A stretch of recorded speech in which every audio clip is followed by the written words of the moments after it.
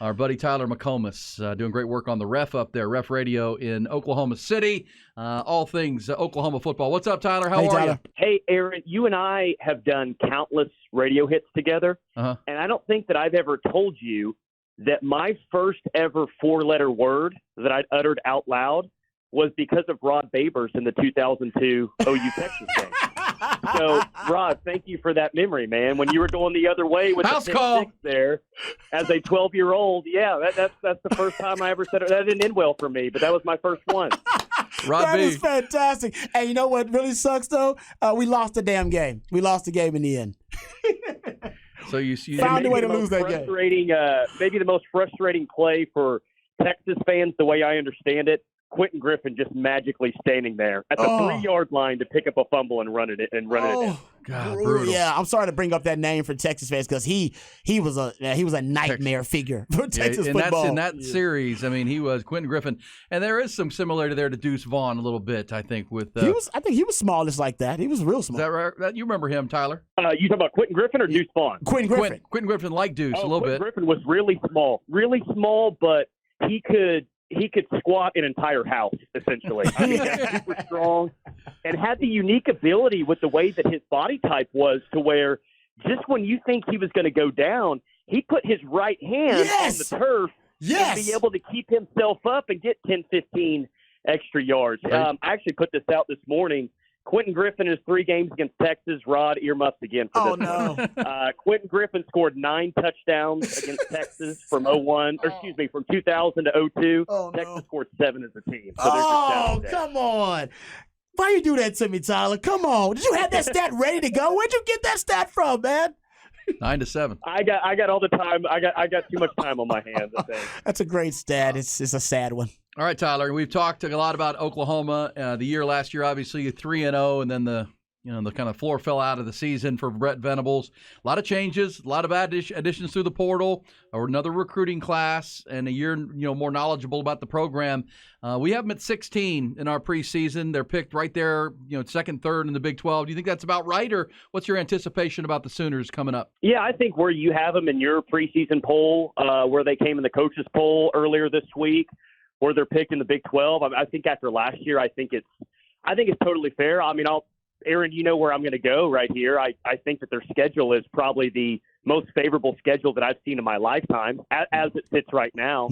And they feel pretty confident, or at least sound pretty confident as a staff.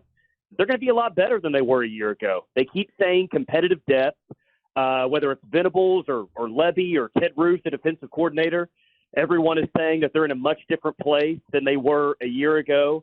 And kind of reports out of training camp here. Bob Stoops comes on our show every single Tuesday, and then my co-host is Teddy Lehman. They were both at practice earlier this week and then over the weekend.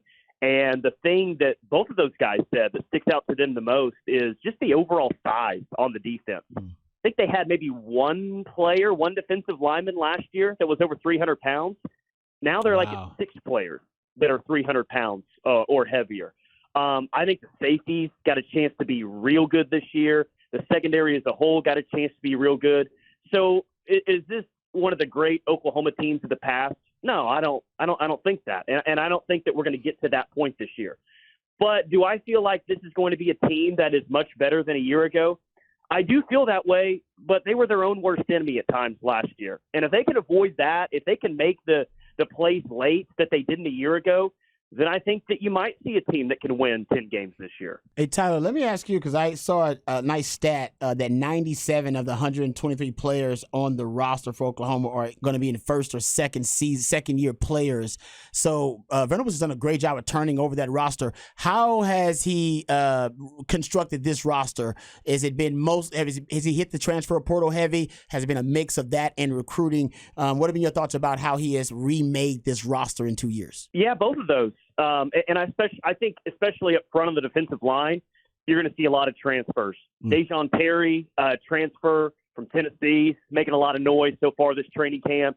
You got Trace Ford, who was at Oklahoma State last year. You got Rondell Bothroyd, who's had a really nice career at Wake, and I think he's going to be one of your main pass rushers. So when you look at D-line edge rusher, you're going to see a lot of transfer portal players. but you're also going to see a true freshman who's a 5-star in TJ Adebawore.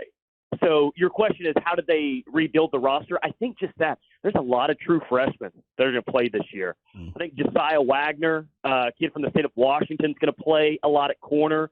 Peyton Bowen, who you guys are probably familiar with, a former 5-star from up there in Denton, got a chance to start this year. So there's probably – we went down the list yesterday.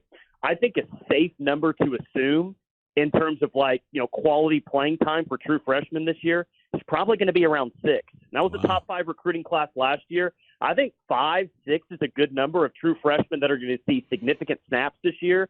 And you'll see a whole lot of portal guys, especially on that defense. And Brett Venables, obviously, with his defensive background at Clemson, able to go get those guys. And knowing, because, I mean, Texas hung 49 on them kind of easily. You know, TCU put 55 on them the week before that. It was a defense that was just lacking in playmakers. And, but I'll give Brett Venables this, kind of like Steve Sarkisian in year 1 here, where he went 5-7. He said, I only get one chance to install this system. I only get one chance to install the culture. And Brett Venables kind of the same way on defense. We're installing the defense we're going to run. It's going to hurt us in year 1, but we're going to bring in the players that help us run this philosophy, run this scheme. And it sounds like the portal has been good to them in that regard to be much improved on that side of the ball. Tyler McComas is with us. He is the host of The Rush on the Ref. 2 to 6. You mentioned Teddy Lehman. Bob Stoops joins that show every week. That's 94.7 in OKC. What about the other side of the ball, Tyler? Offense. Dylan Gabriel's the quarterback we know. Former Longhorn now Brennan Thompson has transferred up there. Who are the star players? Who are going to be the guys that are going to put points on the board for Oklahoma this year? They're going to be really good at running back. Barnes and Sawchuk are both back from last year. Both were true freshmen a year ago. If you go back and watch the bowl game against Florida State, that's really the first game that Gavin Sawchuk really got a ton of carries. He looked the part, guys. He had a very costly fumble in that game, but outside of that, he really looked the part. Barnes is, I think, a stud, maybe the next great running back they have here. They got a true freshman by the name of Caleb Hicks that has looked outstanding as well. Marcus Major is back. Tawi Walker, a guy from last year who has a unique body type. He's back. So running back's not going to be an issue. The questions are what's going to happen at wide receiver. Mims is gone from a year ago, but even Marvin Mims, like compared to his first 2 years at OU, he just had some weird drops a year ago. He just wasn't himself for whatever reason. They've got to develop a true number 1 wide receiver. Who's the favorite for that right now? Guys, your guess is as good as mine. It could be anyone from Jalil Farouk, who returns from last year, to someone like an Andrew Anthony, who's a Michigan transfer and a speedster on the outside. Brent Venables did say that Gavin Freeman, who was a freshman walk-on last year, was the best wide receiver they had in the spring. And to quote him, it wasn't even close. So there's 4 or 5 names that you could pick out of a hat right now to be the leading receiver, the number 1 receiver. I do think in Dylan Gabriel, he's been criticized a lot up here this offseason. He wasn't Baker. He wasn't Kyler Murray. He wasn't Jalen Hurts. So I think that plays into it. But he missed a lot of layups last year, a lot of easy throws that should have been touchdowns, guys wide open, and he just overthrows them. I think Gabriel is going to be better this year, and here's why.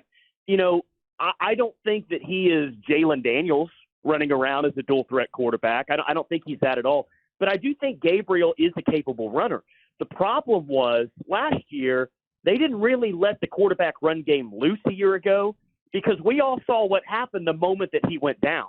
It was a complete and utter disaster in the Cotton Bowl, throwing out a guy like Davis Bevel where OU had to pray just to get a first down. They were scared to death of getting Gabriel hurt after that. They didn't really allow him to run the ball maybe as much as they want to. Well, you got a 5-star freshman in Jackson Arnold. He's your backup quarterback. They have said all offseason that he's the future of the program, the guy that's going to lead you in the SEC. And I think it's important that they feel a lot better about their backup quarterback because I think the quarterback run game is going to be opened up a lot more this year by Jeff Lebby. And if you go back and look at his last year at Ole Miss, Matt Corral was running the ball a ton there, a ton. I think in a game against Tennessee, he ran the ball 30 times in one game. Now, I'm not saying to expect that from Dylan Gabriel, but expect the quarterback run game to be more of a focal part of the offense this year. I already told you what I think about running back. I think this running game has a chance to be pretty good. I do. The question overall offensively, can they develop a legitimate number one wide receiver. It's the biggest question of the offense, guys, and it's probably the biggest question of the entire team for me. Well, there it is. That's the rundown. Defense should be improved and certainly bigger up front with a great secondary. Linebackers need to develop there for sure, but also Javonte Barnes at running back, Gavin Sawchuk at running back strengths. Offensive line is solid. Austin Stogner at tight end. You'll know that name. And then they're looking for receivers for sure for Dylan Gabriel. And obviously, if Dylan Gabriel to go down this year, you got Jackson Arnold, the 5-star quarterback recruit. All right, number 16 there with Oklahoma. Tyler, thanks so much. I know you had you told me you had the first day of school yesterday for your youngsters. So congrats on that. That's always a big moment. Nice. And always appreciate your conversation. Yeah, always, guys. And, hey, we got another taste of what's coming in the SEC this morning. Maine was revealed. The University of Maine was revealed on the 2024 non-conference schedule, and it sounds like that one could be played in November. So we always make fun of the SEC for playing terrible non-con games in November. Sounds like OU might be playing Maine. Playing the Black Bears? Win in Rome. Yeah. I also saw home and home with Houston, U of H, which is kind of cool. I think that's a pretty cool thing. Hey, thank you, Tyler. Tyler, you're the man. Yeah, you bet. About that, his first curse word in front of his parents was Rod your B. fault. Hey, your to fault. the house, baby. Hey, I remember the feeling after I took that. I was to the at house. the game. I was standing on top of the press box watching and you I take it believe to we the were house. up 14-3 at that point, Yes, and I you kept were. thinking to myself, "All right, Rod B, we're gonna win. We're finally gonna beat Oklahoma, and you're gonna be a big reason why. Let's just keep going." And the next freaking play for Oklahoma, actually not the next play because they had an extra point. Then the next play after that, they ran a kickoff return To the house. all the way back to the red zone. Now I think they stopped them like right before that, but then they end up scoring, and then all the momentum from my pick six gone. Yeah, that was one of the Loot. first Texas OU games I went to, and I remember Brutal. And that was back when you could stand outside on top of the press box and just look down on everything, but you could hear everything because you were not okay. inside the glass Yeah, confines. yeah. And it was unbelievable. That was my first real experience with the momentum shift of It Rod did. B's pick to that to like, oh my gosh. Yes. I mean, you could feel it was palpable. You could feel it. Big time. You got sucked out of the stadium. And Longhorn fans, they were so high. I remember just looking at the stands, people were losing their minds. Yes. And then like 2 plays later, Longhorn fans were in agony. Yeah. That's how that game goes. That's why it's such a treat.